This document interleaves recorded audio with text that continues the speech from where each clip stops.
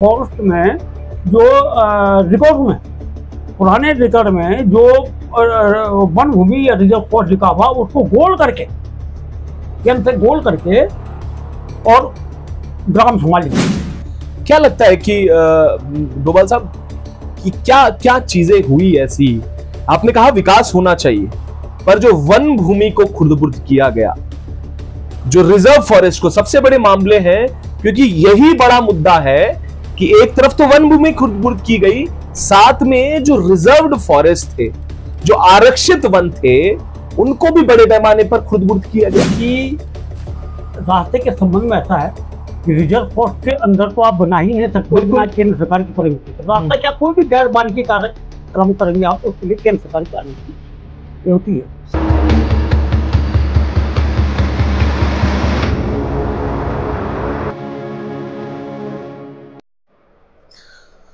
नमस्कार, मैं अमित गोदियाल और आप देख रहे हैं उत्तराखंड हलचल। तो आज उत्तराखंड हलचल में जिस तरीके से आपको मालूम है, लगातार हम सवाल खड़े कर रहे हैं, आखिर किस तरीके से जो पूरा उत्तराखंड है वो कंक्रीट के जंगलों में तब्दील हो रहा है।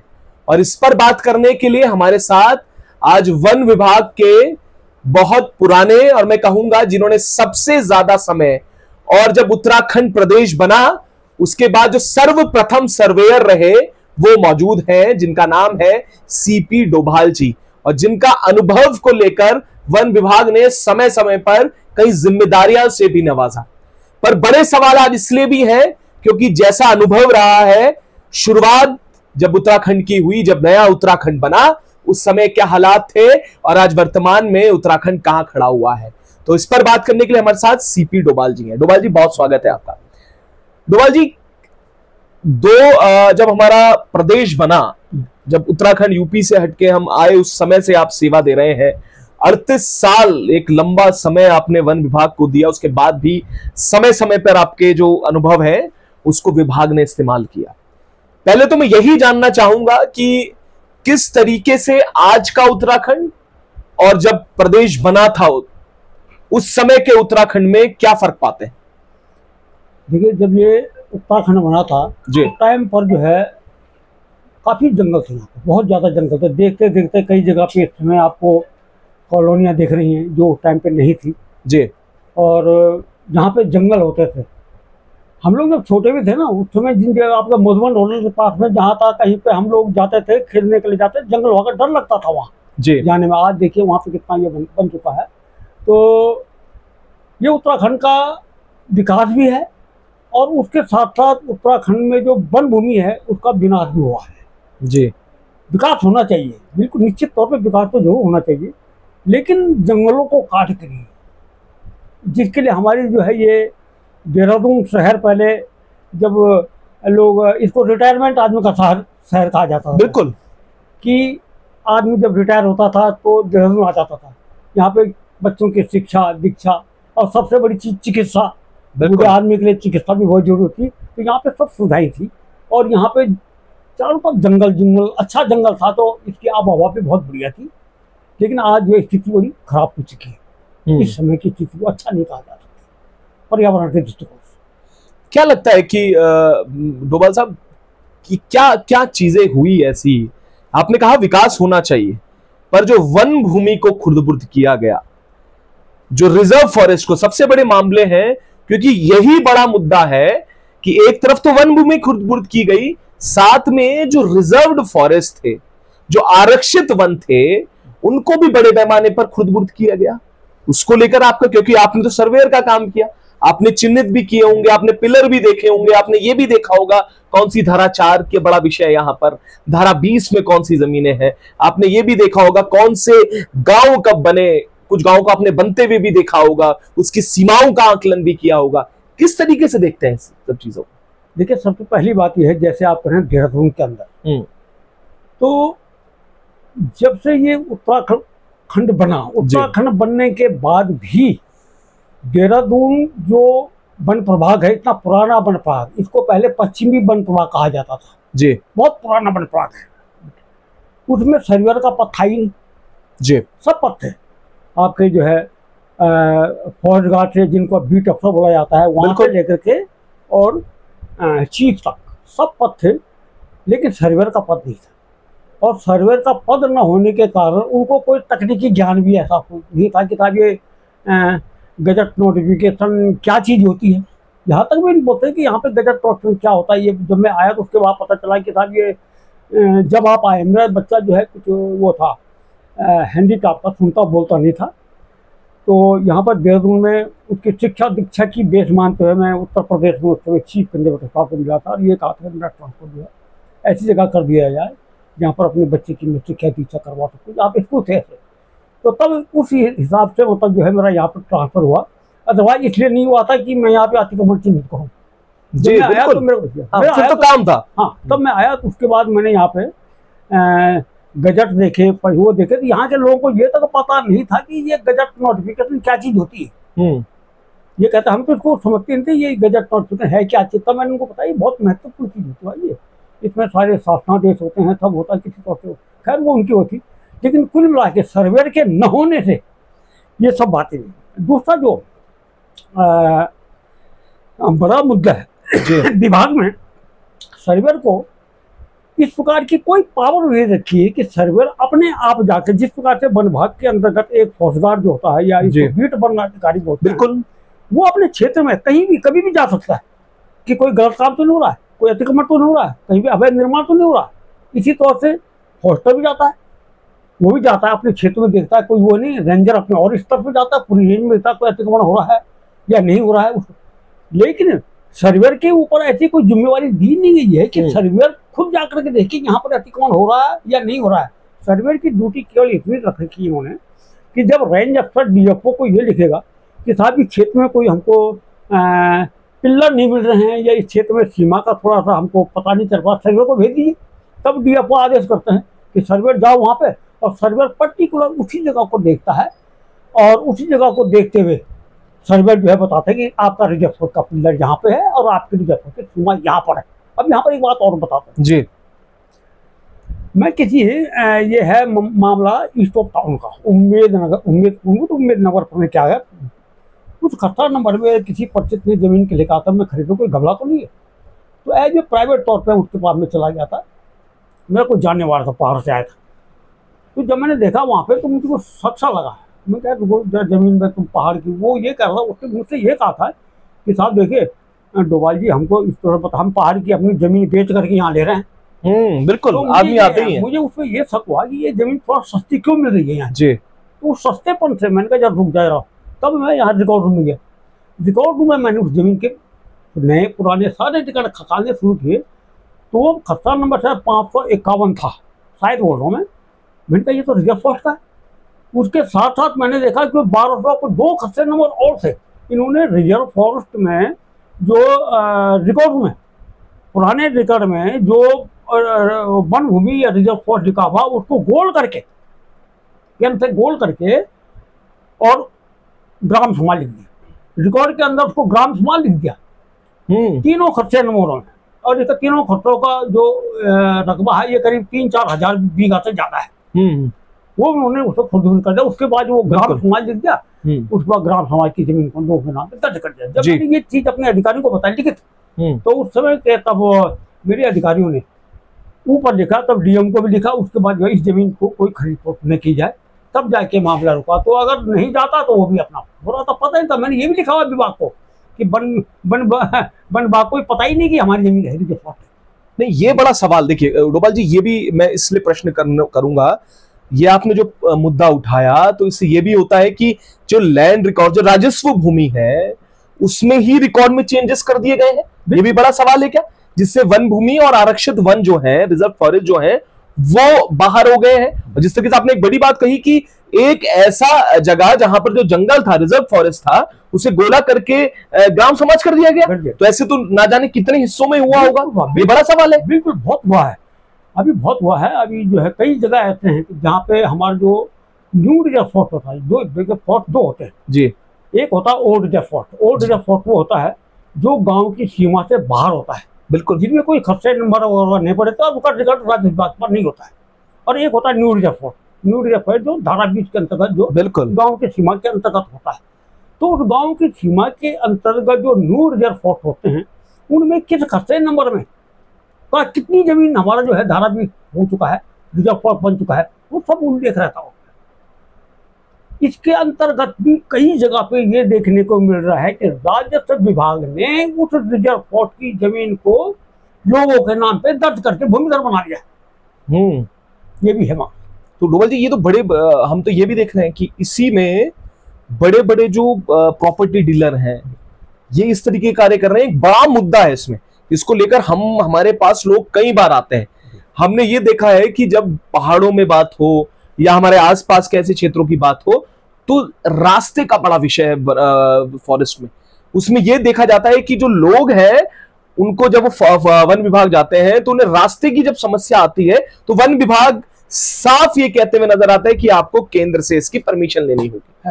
पर वहीं जब बड़े प्रोजेक्ट्स बनते हैं, होटल्स बनाए जाते हैं, प्रॉपर्टी डीलर प्लॉटिंग कर रहे होते हैं, तो उनके लिए तो एक रास्ता आम दे दिया जाता है। उनके लिए ना तो केंद्र की कोई परमिशन है, ना उन्हें कोई वन विभाग जाना है। तो ऐसा क्यों होता है डोभाल जी? सही बात बोल रहे हैं आप। ऐसा है कि रास्ते के संबंध में ऐसा है कि रिजर्व फॉरेस्ट के अंदर तो आप बना ही नहीं सकते बिना केंद्र सरकार की परमिशन के। रास्ता क्या कोई भी गैर वानिकी कार्यक्रम करेंगे आप तो उसके लिए केंद्र सरकार की अनुमति होती है। उसके साथ साथ यदि रिजर्व फॉरेस्ट के बाहर राजस्थीकरण में वो वन भूमि दर्ज है कोई जी, उसमें भी आप नहीं बना सकते हैं जी। उसके लिए भी आपको केंद्र सरकार की अनुमति की आवश्यकता पड़ेगी। गैर वाणिज्यिक कार्यों के लिए वो भी आप नहीं कर सकते हैं जब तक केंद्र सरकार की अनुमति आपको नहीं मिलेगी। अब ये प्रॉपर्टी डीलर वगैरह वगैरह जो अपना जो है सपोज जिसने अपना 10 बीघा 15 बीघा 20 बीघा जमीन खरीद ली है और उसके लिए अब रास्ते का उसका मेन रास्ते से इंट्रेंस करने के लिए रास्ता का जो हो रहा है उसके लिए बड़ी बवाल हो जाता है। वो रास्ता कहाँ से बनाएगा? तो उस रास्ते के लिए ही जो है ये सब मिली भगत होती है और ये मिली भगत से ही रास्ता बनता है। तो ये मिली भगत वन विभाग, लैंड रिकॉर्ड सबकी होती है? बिल्कुल विभागीय अधिकारियों की होती है। हो तो इसमें राजनेताओं का भी हाथ बिल्कुल हो सकता है जी, है ना। और ऐसा नहीं हो सकता कि बिना जो है विभाग के जो है ये रास्ते बन सके। ये बड़ा मुद्दा है। और अगर इसकी जांच हो जाए कि इस समय कितने रास्ते जो हैं ये वन भूमि में बिना अनुमति के जो है ये बन चुके हैं, ये बहुत बड़ा मुद्दा है।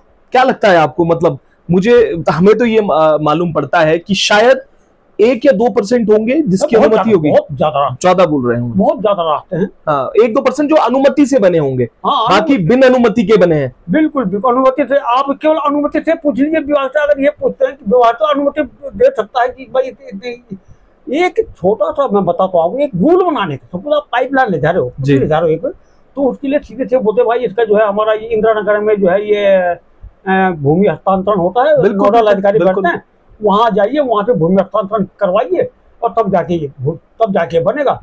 लेकिन जो है ये तो सरकारी प्रोजेक्ट के लिए हो रहा है। और अगर प्राइवेट कोई अगर प्रॉपर्टी दे रहा है उनके लिए हो रहा है तो ये अंदर बाहरी बात हो जाता है, निश्चित तौर पर हो जाता है। कोई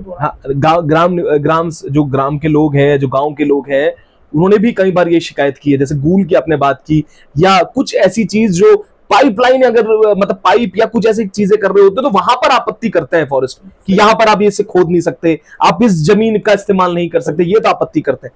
अब वही आपने बोल दिया कि अगर निजी कोई प्रॉपर्टी की डीलिंग हो रही है या प्लॉटिंग हो रही है तो वहां पर सब बार हो जाता है। बात होती है जी। तो रास्ता देना न देने के लिए, रास्ता देना नहीं देने के लिए वन विभाग के जो अधिकारी कर्मचारी हैं वो नियम कानून से बंधे हुए हैं जी। वो नहीं दे सकते उनको अनुमति। जब तक केंद्र सरकार की अनुमति नहीं होगी तो नहीं दे पाएंगे।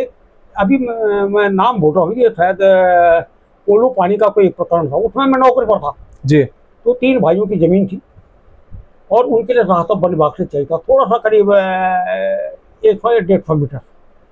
लेकिन मैं नौकरी पर था, मैंने मना कर दिया था ये नहीं मिल सकता आपको रास्ता, तो नहीं था, वो नहीं हो सकता था। वन जब फौज ने तब हुई थी लेकिन मना कर दिया था कि नहीं हो सकता, नियम कानून की बात है। लेकिन जो बन रहे हैं वो अवैध बन रहे हैं, वो अवैध बन रहे हैं। बिल्कुल डोभाल जी, कई शिकायतें आपने की हैं अभी अखबारों के माध्यम से लगातार। सीनियर आप भी जो लोग अखबार पढ़ते हैं तो उनमें अमूमन जब फॉरेस्ट वन विभाग से जुड़ती हुई खबरें देखी होंगी तो सीपी डोभाल एक नाम है, वही व्यक्ति है। कई शिकायतें आपने की जिसमें आपने रिजर्व आरक्षित वनों पर जिस तरीके से प्लॉटिंग हो रही है उसकी शिकायत भी की गई। एक आम वाला का प्रकरण इस समय है, आम वाला तरला शायद वही उसी का प्रकरण आप बता रहे थे। उस प्रकरण को लेकर अखबार में भी शायद वो प्रकाशित किया गया है। वो क्या प्रकरण है और किस तरीके की शिकायतें मतलब आप प्रकरण देख रहे हैं जिनकी शिकायत आप वन विभाग को लेकर पहुंचे? आमवाड़ा तल्ला में भी जो अभी आप कह रहे थे कि रिजर्व फॉरेस्ट के अंतर्गत आमवाड़ा तल्ला भी हमारा धारावी का न्यू रिजर्व फॉरेस्ट है। न्यू रिजर्व फॉरेस्ट, बिल्कुल। तो उस न्यू रिजर्व फॉरेस्ट के अंतर्गत भी राजस्व विभाग ने रिजर्व फॉरेस्ट को लोगों के नाम पे दर्ज कर दिया। तो उसकी जांच के लिए मेरे ख्याल से उस समय जो DFO कंजर्वेटर और हॉफ साहब जो है हमारे वन विभाग के जिलाधिकारी ये सब मौके पे गए थे जी। और इन्होंने मौके पे देखा था, मैंने भी लिखा था उस पर, मैंने ये वन विभाग को लिखा था, हॉफ साहब को भी लिखा था, DM को भी लिखा था कि इसमें जो है ये रिजर्व फॉरेस्ट की ज़मीन को खुर्द-बुर्द कर दिया है। और DM को भी उसने कॉपी लिखी थी कि आपके द्वारा जो ये इतना जमीन जो कर रहा है, देखिए आकृति है किसी खतरे नंबर का, जो क्षेत्रफल आप दे रहे हैं खतरे नंबर का, उस खतरे नंबर का क्षेत्रफल आकृति में भी तो उतना होना चाहिए। बिल्कुल बिल्कुल। तो वो नहीं था, तो मैंने DM को लिख दिया उसके लिए कि भाई आपका इस खतरे नंबर में इतना जो है क्षेत्रफल दिखा तो है खतौनी में, लेकिन आपका जो है इतना क्षेत्रफल इस आकृति में बैठ नहीं रहा। तो DM को मैंने ये लिखा था इसमें आप संशोधन करवाइए, जो भी कार्रवाई करनी है, और वन विभाग को भी इसकी सूचना में दी थी। ये वही प्रकरण है कि रिजर्व फॉरेस्ट के अंदर जो है खुद और मामला हो गया था। खास उस समय के वन विभाग के अधिकारी जो है ये जो फोटो खींची थी आमवाड़ा तल्ला की अधिकारी में अखबार में आया था, थोड़ा सा हट के देख लेते तो ये आमवाड़ा तल्ला और अधोई वाला के बीच में जो नाला बहता है, उस नाले के बगल में जितनी बिल्डिंग बनी हुई है वो रिजर्व फॉरेस्ट में बनी हुई, उस पर ध्यान नहीं दिया इन्होंने भी। और अभी विभाग के संज्ञान में है भी नहीं अधिकारियों कि वहाँ पर हमारा वो अधिकारी को भी चाहिए था, जो कोई भी अधिकारी जाता है भाई ये तो ठीक है, ये देख लिया हमने, ये बिल्डिंग बनी हुई है कैसी, वैसे पूछ रहे थे हमारे टाइम पे अधिकारी पूछते रहते यार ये जो बिल्डिंग बनी हुई कैसी बिल्डिंग है, कहाँ पर है। तो अगर हमको पता होता था वो था तो हमको देखा ये उसका या नहीं होता था, देख लेना इसको। पूरा अधोई वाला में उसके साथ का लगा हुआ बिल्डिंग जो है वो धारावी से बनी हुई, विभाग को पता नहीं अभी तक, वो केवल आमवाड़ा तल्ला का। दूसरा क्या है तो दुर्भाग्य देखे सर्वे ऑफ इंडस्ट्री आप सर्वे क्या करवाएंगे, इसमें तो रिकॉर्ड की गलती है, इसमें तो राजस्व विभाग और वन विभाग दोनों मिलकर के, वन विभाग के पास में सर्वर होता है जो टेक्निकली ज्ञान रखता है, पूरा सर्वर होता है, तो वो और राजस्व विभाग के ये दोनों जाते वो पकड़ते आपने रिजर्व विभाग यहाँ पे खुद कर दिया, इसको ठीक कराओ। पहले तो रिकॉर्ड ठीक होगा, जब रिकॉर्ड ठीक होगा उसके बाद सर्वे करके, अब सर्वे ऑफ इंडिया क्या करेगा उसमें। अभी तक भी सर्वे ऑफ इंडिया ने, इस समय मैं आपके पास बैठा हूँ, कभी भी परमिशन नहीं किया होगा। हम इसमें सर्वे को पता नहीं क्या क्या मांग रहा हो, अब आप मुझे ये रिकॉर्ड दो, आप ये रिकॉर्ड दो, आप मुझे ये रिकॉर्ड दो, और अगर उसमें ये करवा दिया तो इसका निराकरण हो गया होता। निराकरण हटाते या नहीं हटाते वो बात की बात है, लेकिन कम से कम हमारी जमीन कहाँ पर है ये मौके पर चिन्हीकरण, सर्वे उनका सर्वे और राज्य विभाग की टीम दोनों कर लेते, ये हो जाता है। डोभाल जी कब तक ऐसे ही चलता रहेगा? सवाल तो यही है ना, आप बोल रहे हैं आपने शिकायत की, अभी सर्वे ऑफ इंडिया में जाएगा और RF जो न्यू फॉरेस्ट है, रिजर्व फॉरेस्ट, उनमें तो ये सब चीजें हो रही हैं।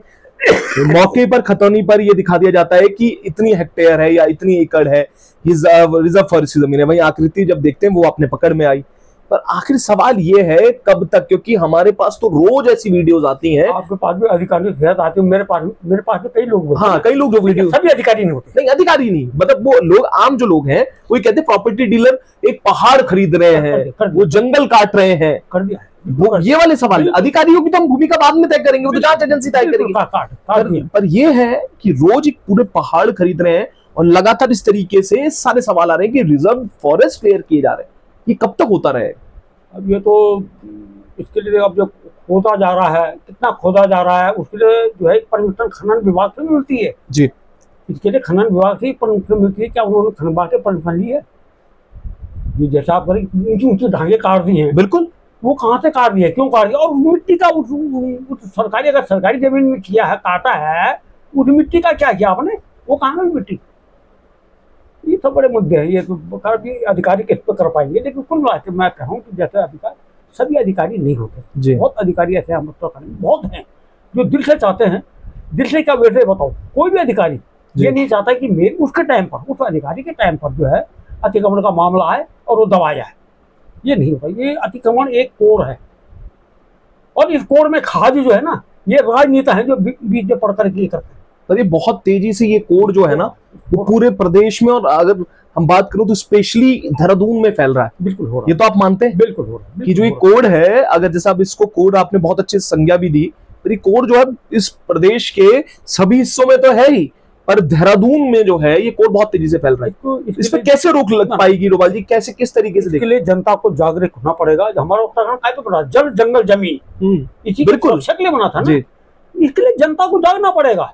मैं वन विभाग में था तो किसी अधिकारी, में नाम नहीं लूंगा, जी जी ठीक है, अधिकारी ने कहा डोभाल जी आप ये RTI मत डाला को यार, विभाग में रहे हैं आप RTI मत डाला को। मैं कहता ऐसा RTI डाल के ये बता, मैं तो गुनाह कर रहा हूँ, मैं विभाग से रिटायर हुआ, लेकिन संविधान में ये लिखा हुआ है कि भारत के हर नागरिक को राष्ट्रीय संपत्ति, राज्य संपत्ति बचाना उसका कर्तव्य है। बिल्कुल। तो मैं रिटायर हुआ हूँ, भारत का नागरिक तो हूँ ना मैं, इसलिए मानता हूँ मैं। वो विभाग वाले हैं करते हैं।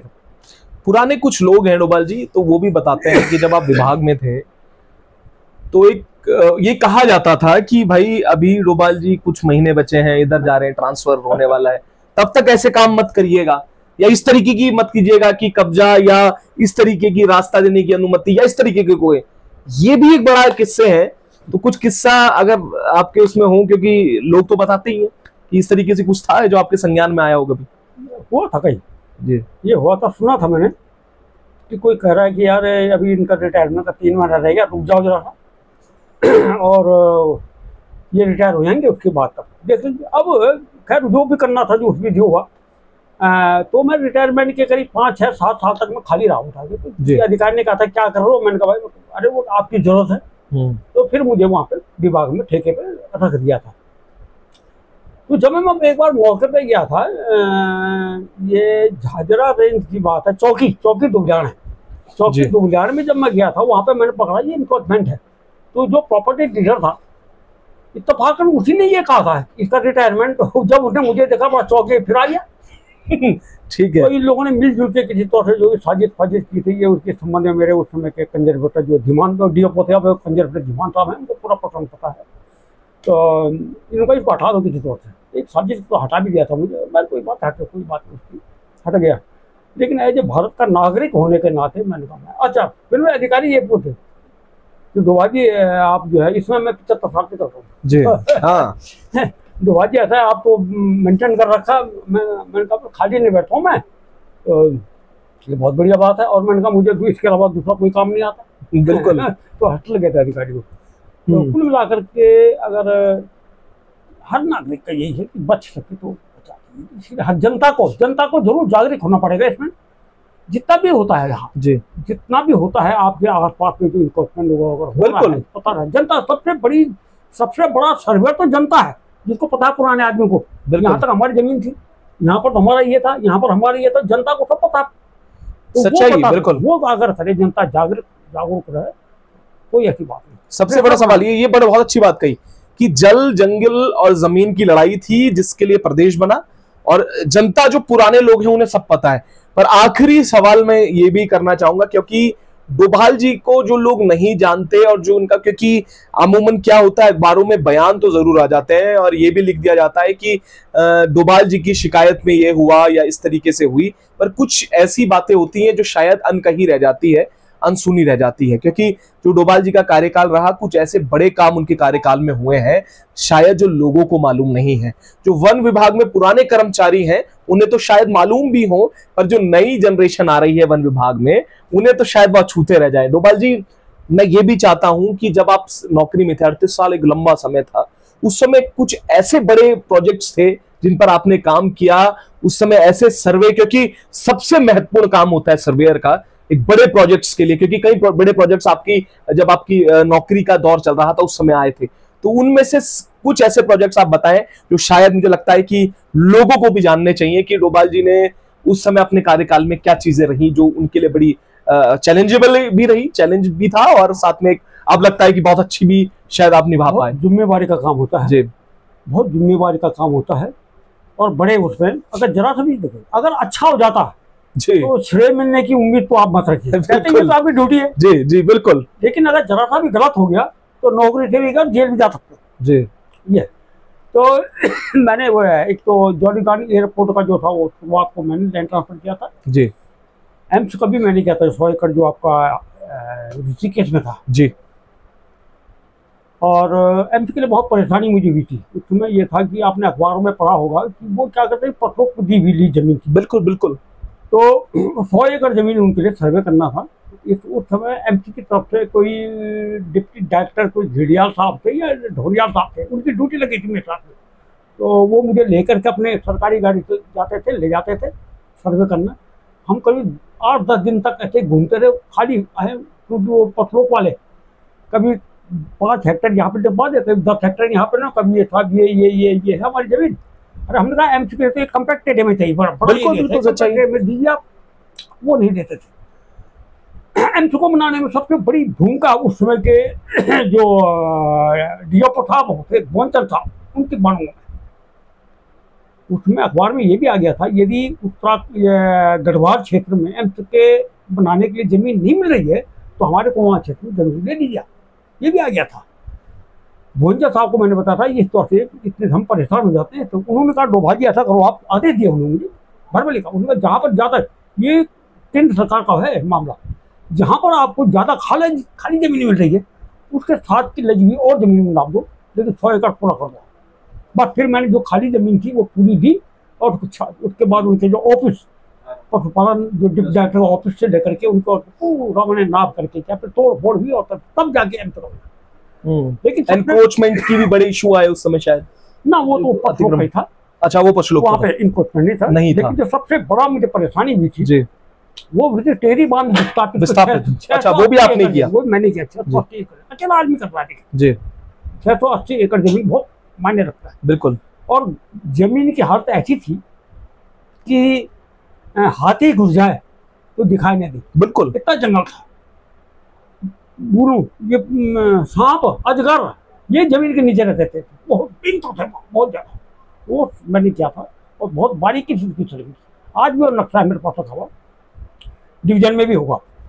सबसे बड़ा नक्शा है उत्तराखंड और उत्तर प्रदेश में, यदि किसी अकेले आदमी ने सर्वे की सबसे बड़ी तो मैंने। उसके बाद मैंने पूरे वो वीरभद्र वन ब्लॉक का ही सर्वे कर लिया उसमें, टोटल स्ट्रक्चर मैंने और टोपोग्राफिकल सर्वे होती है। तो वो मैंने, वो मेरी बड़ी उपलब्धि रही है। और सर्वे करने की बहुत कम तो बताओ आपको, 12 रुपये पर हेक्टर था। 1 हेक्टर को सर्वे करने में 12 रुपये, 12 रुपये मिलेगा। तो उस समय के मेरे अधिकारी डॉक्टर HD सिंह साहब थे, उनका नहीं डूबा ऐसा है, आपको किसी पर्टिकुलर, आप गलत तो कर नहीं रहे हो, पर्टिकुलर पॉइंट पे पहुंचने के लिए आपको और कई जगह से सर्वे करनी पड़ेगी ना। आप उसमें जाइए, आप उसमें झाड़ी कटान जो होता है, झाड़ी कटान दिखाइए, ये कीजिए वो कीजिए, लेकिन मुझे सर्वे चाहिए कि मैं आपको पैसे की कमी, जितना आपका खर्चा लग रहा है मैं आपको दूंगा। ये डीओपो साहब ने कहा था, HD सिंह साहब ने कहा था। और तब जाके मैंने सर्वे किया और वो चैलेंजेबल सर्वे आता, ऐसी सर्वे जो इतनी बड़ी सर्वे है, चैलेंजेबल सर्वे, कोई गलती नहीं। जो जहाँ पर दिखा, हाई टेंशन पोल दिखा, बिजली का पोल दिखा, स्कूल दिखी, मंदिर दिखा, स्कूल दिखा, ये सब मैंने दिखा। अच्छा, कंपास सर्वे इसलिए नहीं कर सकते थे क्योंकि टोटल उसमें मैग्नेटिक डिक्लेरेशन में आता है, तारवाड़ से घिरा था। बिल्कुल बिल्कुल। तो जहाँ तारवाड़ वगैरह हो गए वहाँ पे सर्वे में आप सही करिए। तो मैंने उसके टोटल जो है इंटरसेक्शन, इंटरपोलेशन, ऐसे जो सर्वे के नियम होते हैं, तो उससे ये सब, उस समय हमारे पास टोटल GPS भी नहीं होता था। हाँ बिल्कुल, मोबाइल नहीं होते थे। तो वो ऐसा क्या, बहुत सब सर्वे थी और मेरे ख्याल से अच्छी सर्वे की। तो मतलब ये बड़ी उपलब्धि है डोभाल साहब की, क्योंकि ये बड़ा जरूरी था। और जो बातें इन्होंने बताई हैं वो असल में आंखों को खोलने वाली है, सत्यता को जानने वाली है। जिसमें जिस तरीके से आरक्षित वनों पर हमला किया जा रहा है, अतिक्रमण हो रहा है, और आखिर ऐसे ही अगर चलता रहा तो वो दिन भी दूर नहीं जब जंगलों की जगह कंक्रीट मिलेगा। और कंक्रीट के जंगल और जिस तरीके से जलवायु परिवर्तन हो रहा है उसका बड़ा उदाहरण देहरादून है। कभी बासमती से लदा देहरादून और लीचियों से के लिए प्रसिद्ध देहरादून आज जाना जाता है बड़ी बिल्डिंगों के लिए और अपने ट्रैफिक जैम के लिए। तो अब सोचना है कि जो बातें बताई हैं और ये बात कही है, जो लोग हैं उन्हें भी अपनी जिम्मेदारी समझनी होगी और पुराने लोगों को अपनी सीमाओं का भी पता है। और अगर आसपास आपके दिखता है कि कोई लोग अतिक्रमण कर रहे हैं तो एक जिम्मेदार नागरिक के चलते आपको वो शिकायत भी करनी चाहिए। जिस तरीके से उन्होंने बात कही कि उन्होंने जरूर नौकरी छोड़ी है, पर अपने जो नागरिक होने की जो रिस्पॉन्सिबिलिटी वो निभा रहे हैं। और इस तरीके से कई अन्य मेहमानों से भी मिलेंगे। सबसे पुराने सर्वेयर और पहले सर्वेयर इस प्रदेश के, उन्होंने कई राज खोले हैं और ऐसे ना जाने कितने राज दफन है जिन्हें बाहर लाने का कार्य हम करेंगे। तब तक के लिए ऐसे जुड़े रहिएगा और देखते रहिएगा उत्तराखंड।